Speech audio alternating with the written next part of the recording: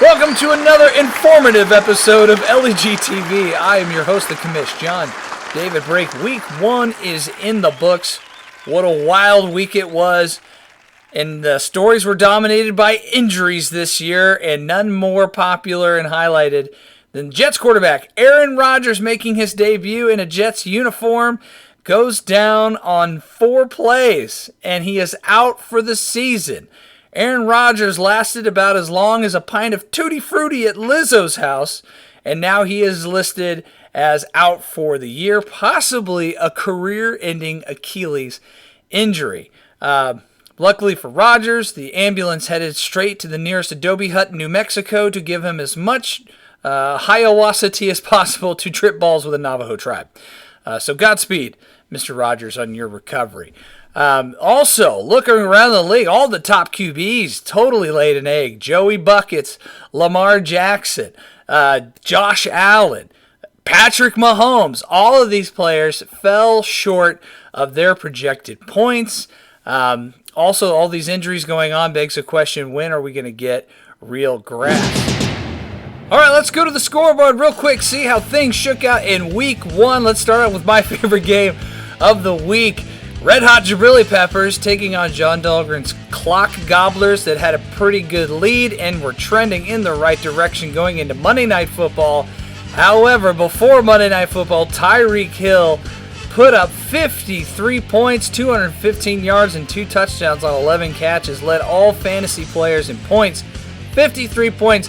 That put JD in the lead, and it looked like all Dahlgren needed was a 25-point performance from Josh Allen. Could not pull it off. Only got 10 points, throwing 3 picks against the Jets. He did have a good outing from Justin Jefferson at 35 points.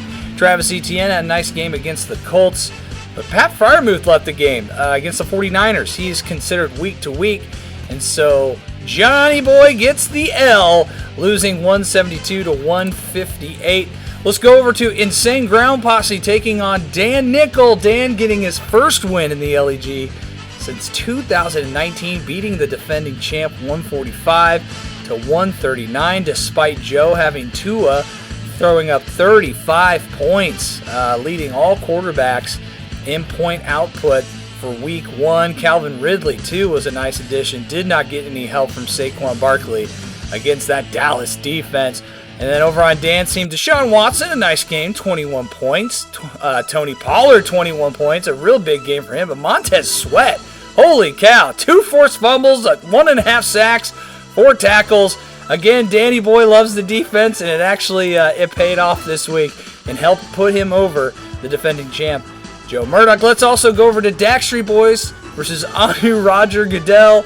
And Anu picks up his first win as an LEG member, 158 to 106. Anu got a big point production from Christian McCaffrey, 29 points on 3 receptions, a touchdown, 152 yards. And Justin Herbert even had a nice game. Aaron Jones had a nice game until he left with a hamstring injury. Considered week to week. Austin Eckler for Austin put up an amazing game, 28 points. But he's also considered week to week. And then also another injury. Aaron Rodgers for Dak Street leaves the game, out for the season. Not a good start for Austin. Possibly we could see another Hoffa in the future for Mr. Stoll. Let's go over to Pretty Little Liars. They lose to Rock Ya Bitches, Dave Plow's team, 154 to 123. This was a big win for Plow. A lot of that had to do with St. Brown getting 19 points.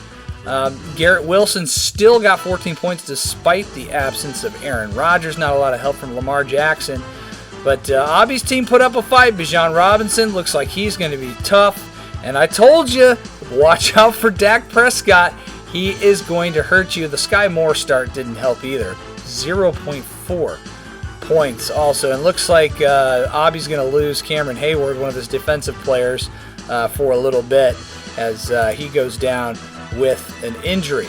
Also, working from Mahomes, Adam Barris trying to get his first win. Fell up a little short, about 50 points short to Mick and the Cook Goose for everyone. Big performances from Stephon Diggs, 28 points. Trevor Lawrence had a nice game. Nick Chubb had a solid game. Not so much help from the Bosa brothers for Mick, only 2.5 points for both Nick and Joey. Adam had 23 points out of Mahomes and a loss. Michael Thomas had a nice game too, but Christian Kirk, where was Christian Kirk? And also Adam loses another defensive player. Petrie ended up like coughing up blood. He bruised a lung. That's not good. And Fields of Gold loses again, falling 0-0-1 at the beginning of the season, losing to Jabel's Medela virus. Medela virus looks pretty solid there. Brandon Ayuk, 34 points, exploded. I called that too. Brandon Ayuk is the man in San Francisco, not Debo. Jalen Hurts wasn't a big contribution, but holy cow, his kicker was 18 points. He outscored Jalen Hurts. Elliott got 18 points, a couple 50-yarders, a 40-yarder, and a 30-yarder. That was nice. TJ Watt had a big game for Jabel, scoring 23 points. He was the second highest scorer on the entire roster. 3 sacks, 2 forced fumbles, 5 solo tackles, and a losing effort to the 49ers. Olave did put up some nice points for Shook. No helps from Justin Fields, however, turned the ball over too much. And both Bears players, Khalil Herbert, only 11 points. And looks like Fields of Gold is also going to struggle this week. Okay, there's the rundown for week 1. Let's kick it over to the owner spotlight as we go over the biggest overreactions or underreactions for this NFL season.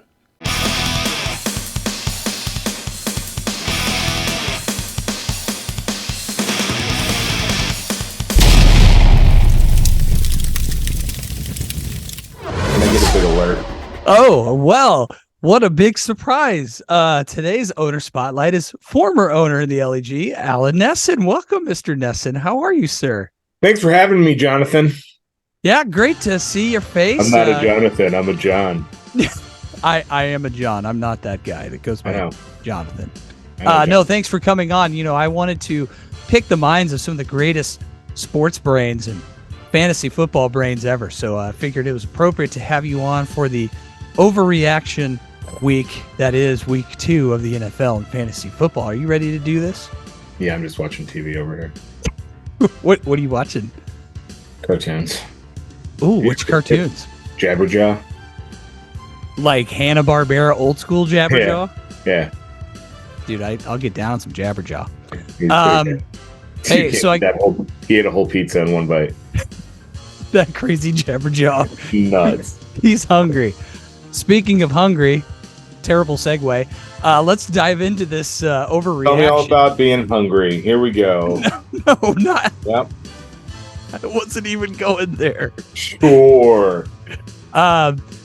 Speaking of hungry for moms, Zach Wilson's taking over for Aaron Rodgers. Aaron Rodgers, you saw, is out for the year. Is it? Is that I don't follow American football very often. Well, then you're going to do dynamite in this section. Yeah, no, I haven't followed it all. I saw his is it a high ankle sprain? Is that what they said? That's what it looked like. No, it's his Achilles. His foot is dead, so he's done. So it's a full year. It's a full year. That's awesome. So he's done. So because Aaron Rodgers is out, is it an overreaction that both Garrett Wilson and Breece Hall are severely downgraded for the rest of the year, or can they overcome the Rodgers injury? No, they'll overcome because they'll be down in a lot of games. So both of them being, I think Breece can catch passes. Your league is a PPR league, right? Yes, it is. You were in it for many years. Yeah, no, I never paid attention to your bullshit points. Clearly. Yeah, it didn't matter. It didn't matter. I scored more points than most teams. I think they'll both, in most leagues, most seasons, I think they'll both still get targets, so they'll still be able to put up some decent points. They won't be like world beaters, but they'll still be like wide receiver. They'll both be flex spots. Okay. Fair enough. Like wide receiver 3s, RB2s. That is a downgrade, though, because Garrett Wilson was supposed to be a top 5. Brees Hill was coming in. Why was Garrett Wilson supposed to be a top 5? Because of Aaron Rodgers. Aaron Rodgers wasn't going to have a top 5 receiver. All right.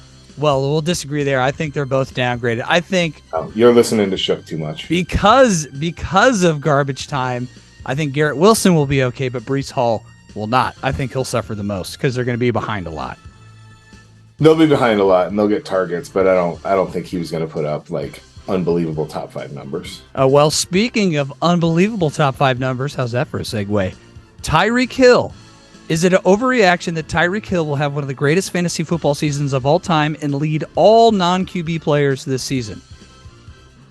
Chargers defense is really bad. It has been bad for many years. I think who do they play this week? The Dolphins. Oh, Any idea at all? Now who's unprepared? don't make me do research. Yeah. you put me Yeah, on come the, on. Let's go. You put me on the spot. I thought you were the pulled up prepared the one. information for the next segment. I guess I can look it up and I'll turn off Jabberjaw. Some bullshit. I have like 6 days before I have to start working again, and you're making me look up Oh, the honeymoon's over, huh? some bull crap. Tyreek Hill against New England. I think he'll put up some decent. I don't think he's going to put up the number one. I don't think he'll be the number 1 wide receiver. I think he'll be top 3, maybe top 5, but I don't know that he'll be number 1. We have to see if Tua's going to make it a whole season. Number 1. That's true. That's true. I think other wide receivers there and that offense being kind of potent. I don't know that he'll get every look. I think teams will start putting a safety on him. The Chargers have one of the worst defenses in the league. They can't stop the run. The secondary is embarrassing. J.C. Jackson is one of the worst corners in the league and still continues to get starts.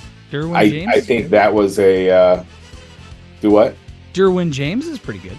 Yeah, if they don't put him in the box to try to stop the run because they haven't drafted a defensive lineman that's worth his salt in 23 years. Almost like you're a Chargers fan. I'm not anymore.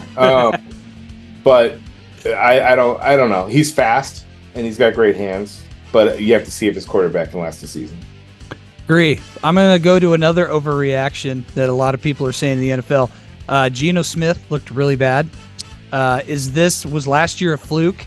Is that an overreaction that because of his performance in week 1, DK, Tyler Lockett, and Smith and Jigba are all going to be big downgrades and big disappointments because Geno Smith's a disappointment? Overreaction or underreaction? Who'd they play? They played the Rams. I think. I mean, I know it's overreaction Wednesday. Yeah. But I think that's a one you have to wait and see because week 1 you don't know. They could have been just trying some things out and thinking they were being too smart for the room. I didn't watch any of that game at all. I don't even think I saw them pop up on Red Zone. So I would say that you have to wait and see. I think the only thing I saw was DK being a dickhead to somebody for maybe 5 seconds. I think that might be the only clip I saw from either offense on that game. So unfortunately, I think you have to wait and see because he's kind of been a steady Eddie. And he might not put up an amazing numbers, but I think he'll put up kind of solid, like, backup QB numbers. Okay. Fair enough. The other guys there, Fair enough. Geno Smith was very popular late round QB2 pickup. Looks like. And that's kind of where I think he should be. He should be a flex quarterback. He shouldn't be a some people starter might be for having anybody. buyer's remorse. Did you draft him? No, I did not. Oh, okay. Not in this league. Here's another one. Now, this is kind of near and dear to my heart. Overreaction or underreaction, Mr. Nesson. Brock Purdy and Brandon Ayuk will be both top 5 in each of their respective positions in fantasy. Overreaction. What? Steelers are not good. Steelers are very bad. Yeah, they were supposed to have a good defense. I don't know what No, happened. they weren't. No, that they don't have a good defense on paper. It was even just on T.J. Watt, I guess. Can't do pretty it all. much. I think that's pretty much it, in my opinion. I think that's an enormous overreaction. They're good players. Well, I don't think Brock Purdy's a good player. I think Ayuk's a very good player. And the amount of money on the 49ers roster makes Brock Purdy look like a better player than he actually is. That's I keep waiting for the honeymoon to end, but I was proven wrong. I thought he was going to come out and lay an egg against the Steelers, and Brock Purdy looked pretty good. I don't think anything he did made it look like he did anything spectacular. I think he just looked like a standard quarterback doing standard things against a bad team. Okay, fair enough. Fair enough. Speaking of might be a bad team, after the Thursday Night Football opener, do the Chiefs' offense take a huge step backwards this year? Overreaction or underreaction? Same reaction. That I think you have to wait and see a little bit, but this is overreaction Wednesday. Oh yeah, they're. I think 4-12 or 13. I don't even know how many games they play over there in the States. He sounds like Kermit the Frog. He's got a limp dick noodle arm now, and the offense has run out of ideas because Andy Reid's kids killed themselves. Wow. Now that's a classic Nesson overreaction. This classic Alan Nesson overreaction brought to you by Scooter Dogs. Scooter Dogs taste sour and they'll always disappoint. That's Scooter Dogs. Okay, that's this week's sponsor. Thank you, Alan. Last question, overreaction. The top 5 teams in the LEG, myself, Jabel, Plow, Mick, and Anu. Ugh. Which team will win the championship out of those 5? Mick. That's a good overreaction. Why do Mick? When I was at the draft, he was the only one that didn't annoy me. Wasn't he just eating the whole time? He wasn't talking? There. Oh, yeah, that's right. He wasn't. Hilarious. Very well done. Wow, that's our segment for overreaction with Mr. Alan Nesson. Nesson, we're going to do the rundown for this week. You ready to give me your predictions real quick? Yep. All right, let's go to the first game. It's me. You got their teams. Do you have their teams pulled up? Yes. Perfect. All right, so I'm taking on Jabel. These are 2 1-0 teams. Last week put up the most points, thanks to Tyreek Hill.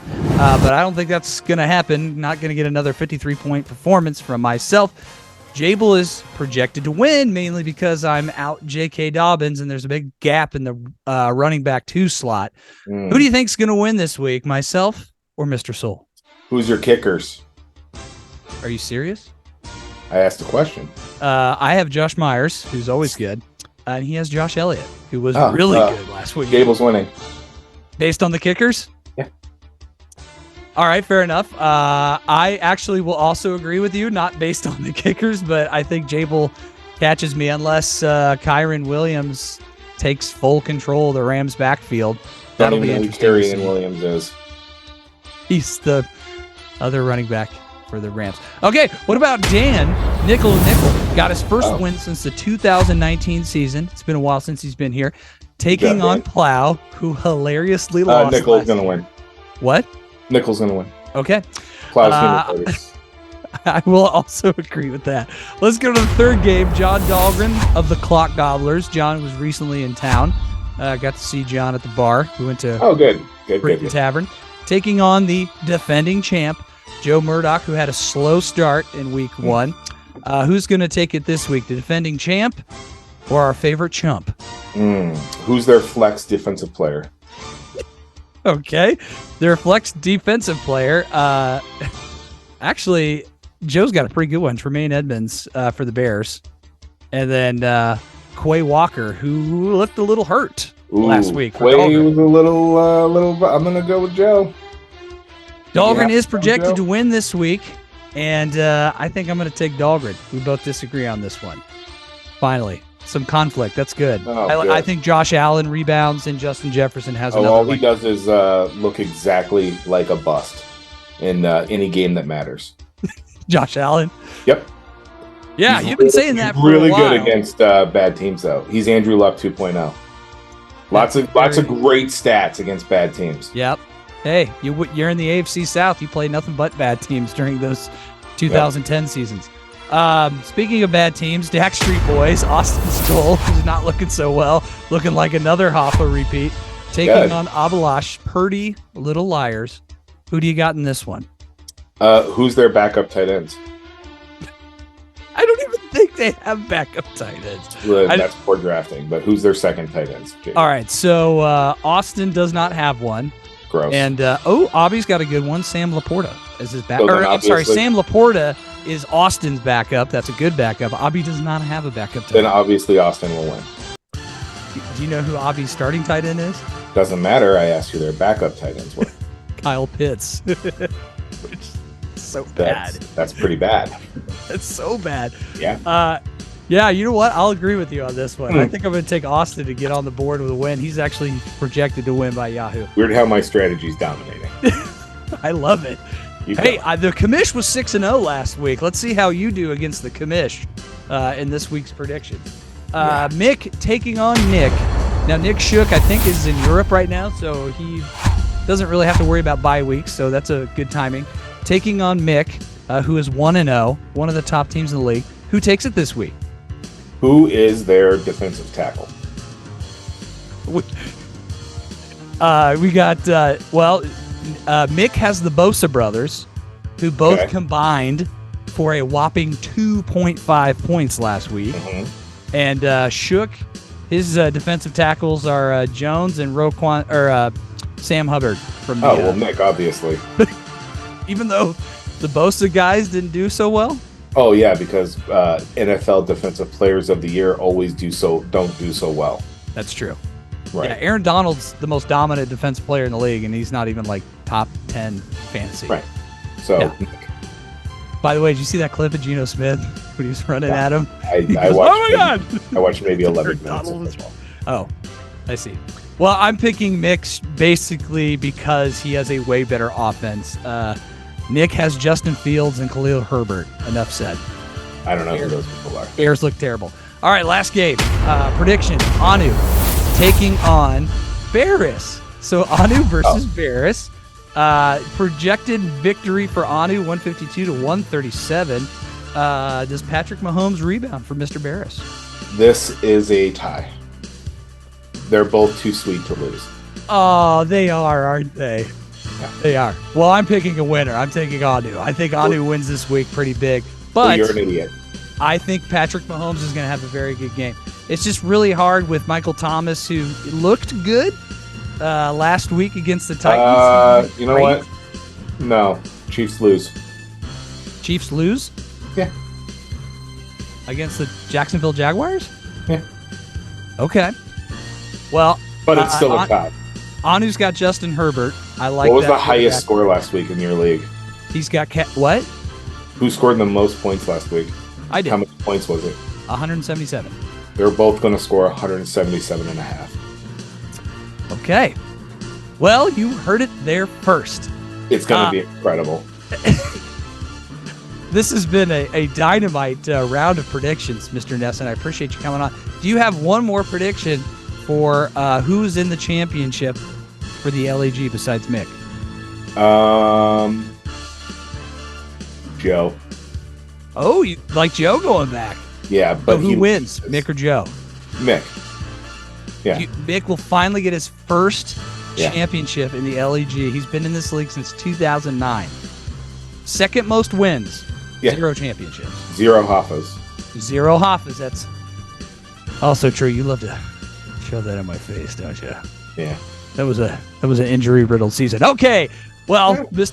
better. Nesson, we miss you. Thank you so much for showing up at the draft and doing our prediction segment for week 2 of LEG.